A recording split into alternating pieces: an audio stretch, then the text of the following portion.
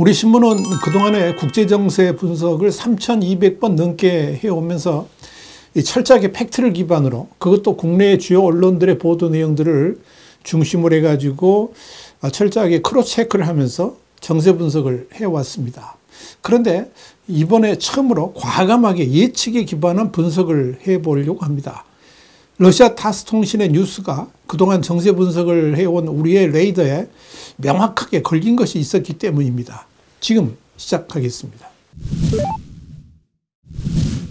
러시아의 관영 타스 통신은 현지 시간으로 21일 세르게이 쇼이구 러시아 국가안보위 서기가 21일 북한의 수도 평양에 도착했다면서 쇼이구 서기는 김정은 북한 국무위원장을 포함한 북한 지도부와 회담할 예정이다, 이렇게 보도를 했습니다. 타스 통신은 이런 짤막한 뉴스 외에 별다른 설명은 붙이지를 않았습니다. 당장 타스 통신의 이런 보도에 대해서 쇼이구 서기가 김정은을 만난 이유가 무엇인지, 그리고 쇼이구의 전격적인 방문 목적이 무엇인지에 대해서 여러 추론들이 나왔습니다. 특히 쇼이구 서기가 그동안 북러 관계의 주요 고비 때마다 사실상 블라디미르 푸틴 대통령의 특사격으로 평양을 방문해서 김정은을 만나왔다는 점에서 이번에도 상당히 중요한 인물을 가지고 평양으로 갔을 것이다, 이런 추정들이 쏟아져 나왔습니다. 실제로 국방장관 시절이던 2023년 7월과 국가안보회의 서기로 직책이 바뀐 이후인 지난해 9월 등 방북 때마다 쇼이구는 김정은과 만났고, 그 직후에 북러 관계에는 중요한 사안들이 벌어졌습니다. 2023년 7월 방북 두 달 뒤에는 9월이죠. 김정은은 전격적으로 러시아 에너지 국동지역을 방문했습니다.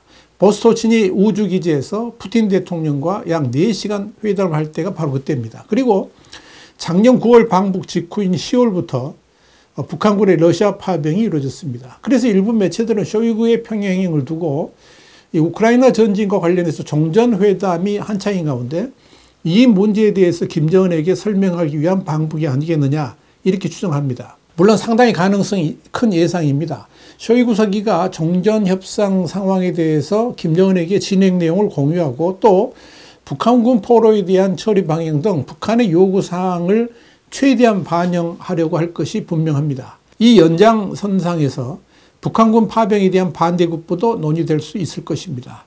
여기에 대해서 러시아 전문가인 현승수 통일연구원 부원장은 파병 북한군의 활약으로 최근 러시아가 쿠르스크를 사실상 탈환한 상태라면서 쿠르스크 승리를 위해 북한군이 흘린 피해 대가를 두고 양측의 입장을 확인할 것이다, 이렇게 예측했습니다. 또 다른 매체들은 김정은의 5월 방러 가능성을 두고 이에 대한 논의를 위해 평양에 갔을 것이다, 이런 진단을 내놓기도 합니다. 푸틴은 작년 6월 평양에서 열린 북러 정상회담에서 김정은을 모스크바로 초대했고 5월 9일 80주년 전승절이 유력한 방러 시기로 거론됩니다. 실제 이를 계기로 김정은이 방러를 한다면 시간이 상당히 촉박해서 준비하는 데 속도를 내야 하는 상황입니다. 안드레이 루덴코 러시아 외무차관도 지난 15일 평양에서 최선희 외무상을 만나고 김정규 외무성 부상과 회담을 했는데 당시 최고위급 접촉 일정을 논의했다, 이렇게 러시아 외무부가 밝힌 바 있습니다. 그러나 그런 분석의 일정 부분 저는 동의하기 어려운 점이 있다, 저는 그렇게 봅니다. 이미 루덴코 차관이 방북을 마치고 돌아간 지 며칠 지나지도 않았는데 쇼이구 서기가 평양에 도착했다는 점 때문입니다.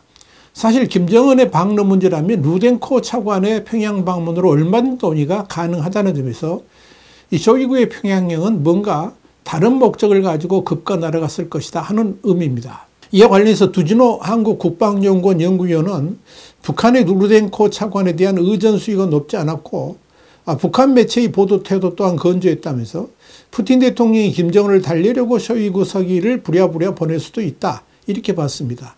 저는 이 역시 적합하지 않다라고 판단하고 있습니다. 물론 그동안 나온 여러 추론들이 다 일리가 있기는 합니다. 그러나 지금 상황은 미국과 러시아 간의 종전회담이 완전히 타결된 것도 아니고 일단 서로 간을 보기 위한 잽을 날린 정도의 수준이라고 볼 수 있죠. 그러니까 현 상황에서 특별히 공유할 만한 내용은 별로 많지 않다고 봅니다. 그리고 그런 내용의 공유라면 쇼이구까지 날아가서 김정은을 만날 필요는 없다고 봅니다. 그렇다면 쇼이구가 평양까지 날아가서 김정은을 만난 이유는 뭘까요? 여기서 눈여겨볼 점은 미국의 도널드 트럼프 대통령과 러시아의 블라디미르 푸틴 대통령 간의 전화 정상회담이 열린 직후 평양을 방문했다는 점이죠. 양 정상은 지난 18일 1시간 30분 넘게 전화통화를 하면서 일단 에너지, 인프라 분야의 휴전에 합의하는 것으로 마무리됐습니다. 트럼프 대통령 당시 통화 후에 올린 소셜미디어 글에서 매우 좋았고 생산적이었다 그러면서 우리는 모든 에너지와 인프라에 대한 즉각적인 휴전에 합의했으며 완전한 휴전과 궁극적으로 이 끔찍한 전쟁의 종식을 위해서 신속히 노력하자는 데 동의했다라고 그 성과를 강조했습니다.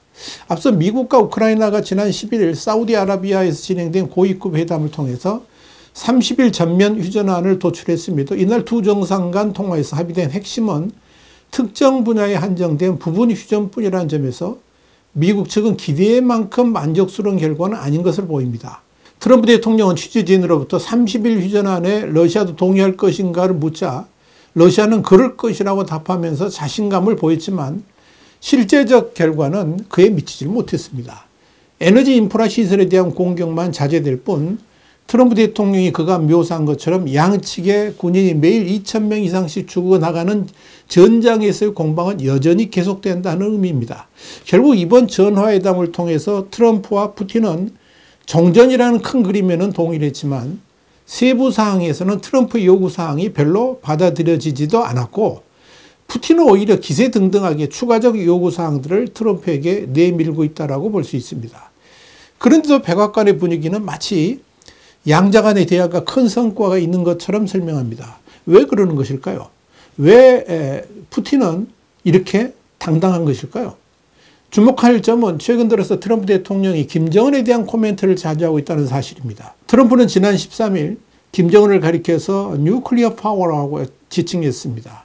일기 때와 마찬가지로 좋은 관계를 구축해 나가겠다고 하면서 그런 말을 한 겁니다. 트럼프 대통령이 이날 백악관 집무실에서 마르크 루이터 북대西洋조약교 그러니까 나토 사무총장을 만난 자리에서도 한반도에서의 긴장이 올라가고 있는데 첫 임기 때 맺었던 김정은과의 관계를 다시 구축할 계획이냐 이런 질문에 대해서 그렇다라고 밝히기도 했습니다.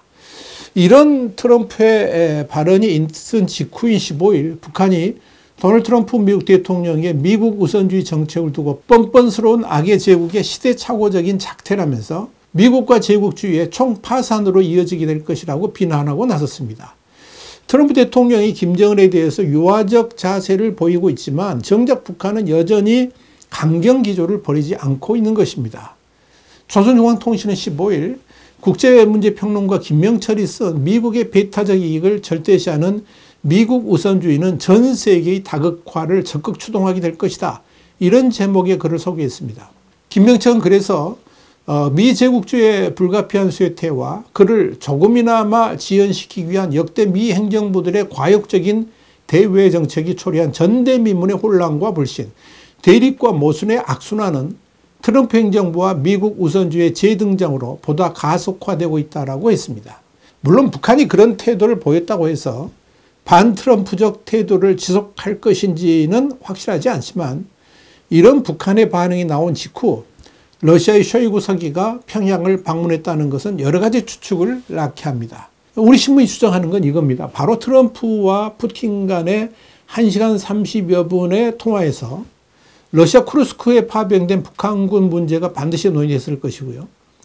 그러면서 미국과 북한 간의 관계 개선 문제도 거론됐을 것이라는 점입니다. 그러자 푸틴이 트럼프에게 선심을 살 요량으로 트럼프와 김정은 간의 만남을 위한 다리를 놓겠다고 했을 가능성이 있습니다. 사실 푸틴의 입장에서 트럼프 대통령이 상당히 관심을 가지고 있는 것으로 보이는 이 김정은과의 관계 개선에 일조를 할 수 있다면 그런 공로를 바탕으로 우크라이나 종전 협상에서 상당히 유리한 카드를 칠 수도 있고 이를 기화로 트럼프로부터 일정 부분 양보도 받아낼 수 있을 것이라 이렇게 판단했을 가능성이 있다는 겁니다.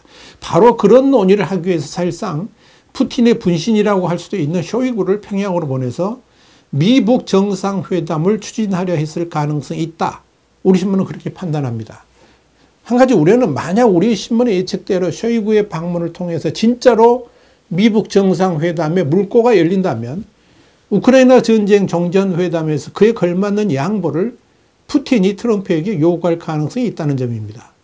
또한 푸틴의 중재로 미북 정상회담이 열리게 된다면 그야말로 코리아 패싱이 일어날 수도 있을 겁니다. 물론 조태열 외교장관은 지난 21일 향후 북한과 미국이 대화를 진행하는 과정에서 우리나라가 패싱당할 일은 없다라고 단언을 했지만 푸틴이 중재를 서는 미북 정상회담이라면 상황은 달라질 수가 있을 겁니다. 이런 점에서 쇼이구의 평양행은 여러 가지로 마음이 걸립니다. 우리 외교당국이나 정보부처에서 이 쇼이구의 방북에 대해서 모든 레이더를 완전히 개방해서 치밀하게 그 내용을 추적해야 될 것으로 보입니다. 와이타임스 국제정세 분석의 주북이었습니다. 감사합니다.